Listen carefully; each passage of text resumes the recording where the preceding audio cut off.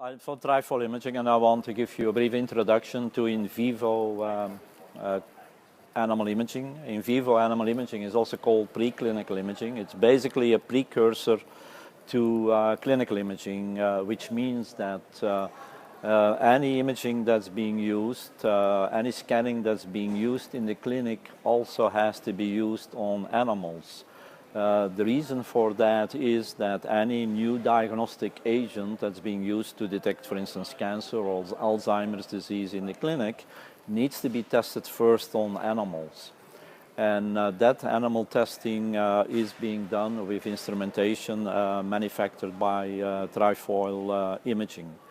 The reason we do this imaging on small animals is that animals like mice and rats, the genome of these animals have a lot of homology with the genome of a human being. 95%, for instance, of the genome of a mouse is similar to the genome of a human being, which means that you actually can introduce in a mouse or in a rat many diseases, human diseases like cancer, whether it's pancreas cancer, whether it's colorectal cancer, whether it's Alzheimer's disease. Many of these human disease models are available in small animals. So it's possible to use these disease models in these small animals and then develop either therapies to cure the animals, or you can develop tracers to be used later in the clinic so that you can detect these particular diseases. And obviously a lot of cancer scanning is being done. It's possible to do this particular application with various what they call tracers.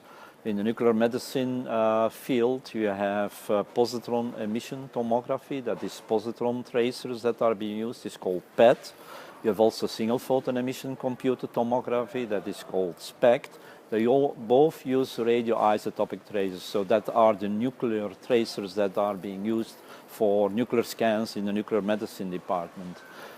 Similarly, we can use these nuclear tracers in our products, in our systems, to detect disease state in small animals, whether it's oncology, cardiovascular diseases, whether it's brain imaging for neuroscience applications.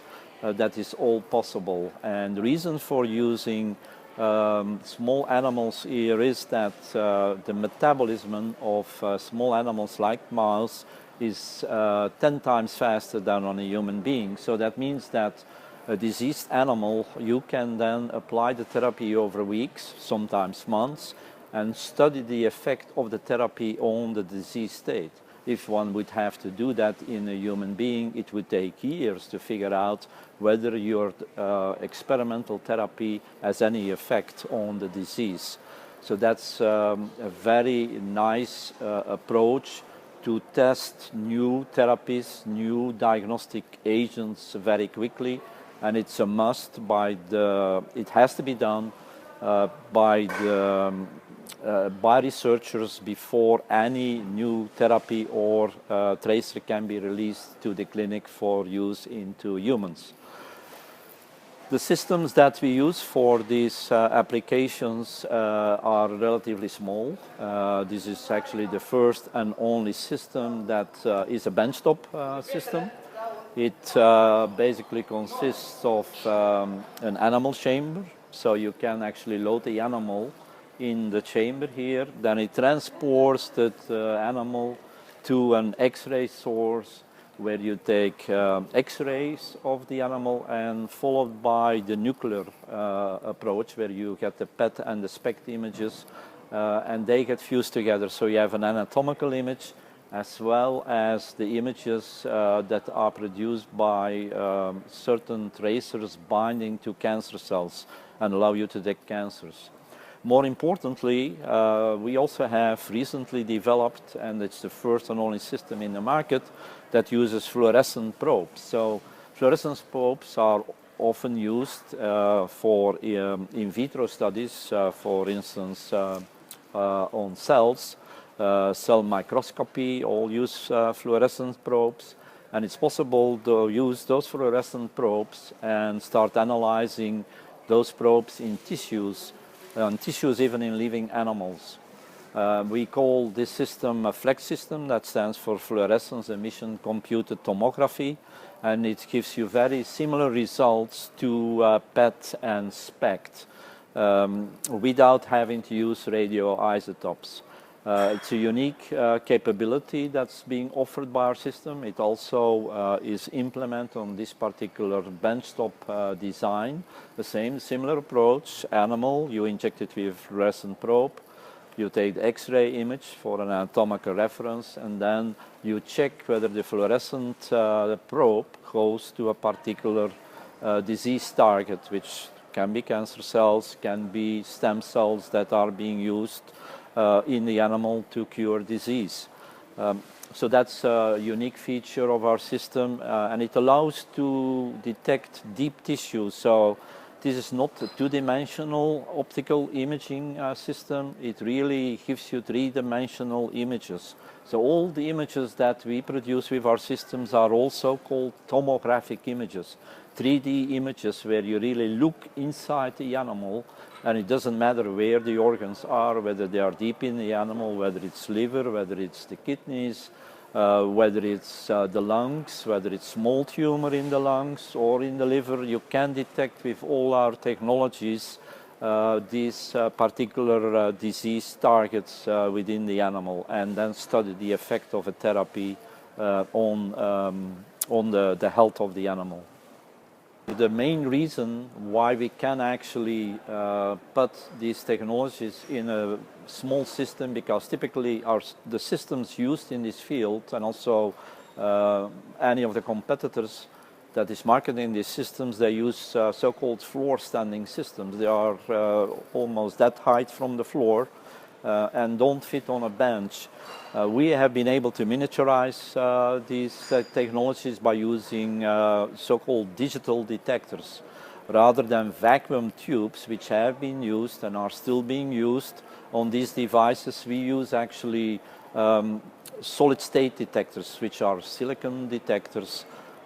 In essence, silicon detectors, both for PET, SPECT, as well as for the optical imaging approach. And this allows us to basically reduce the size of the system to a size that is very compact, is as a result of that lower cost, and fits on a bench, which is quite important in the lab these days.